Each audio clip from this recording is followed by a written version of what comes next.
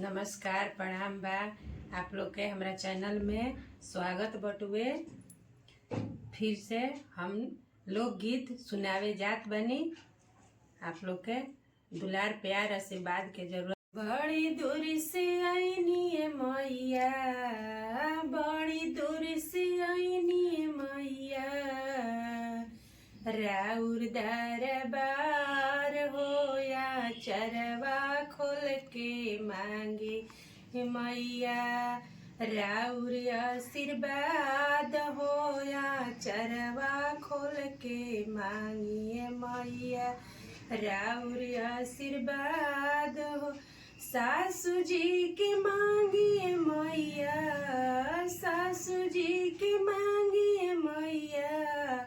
सुर हो सिंगार हो कि सास मांगी मैया, रोजी रोजगार हो कि ससुर जी के मांगिए मैया, रोजी रोजगार हो। बड़ी दूर से आईनी मैया, बड़ी दूर से आईनी मैया, राउर दरबार हो या चरवा खोल के मांगी मैया,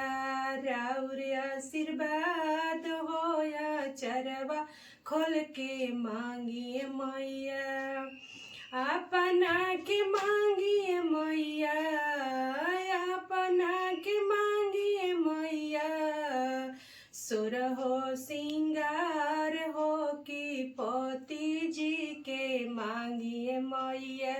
रोजी रोजगार हो कि पति जी के मांगिए मैया,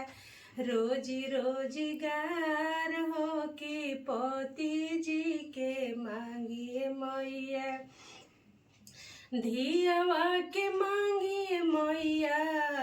धियावा के मांगिए मैया, सुर हो सिंगार हो कि दामादा के मांगिए मैया, रोजी रोजगार हो कि दामादा के मांगिए मैया, रोजी रोजगार हो कि दामादा के मांगिए मैया, पतोहिया के मांगिए मैया, पतोहिया के मांगिए मैया,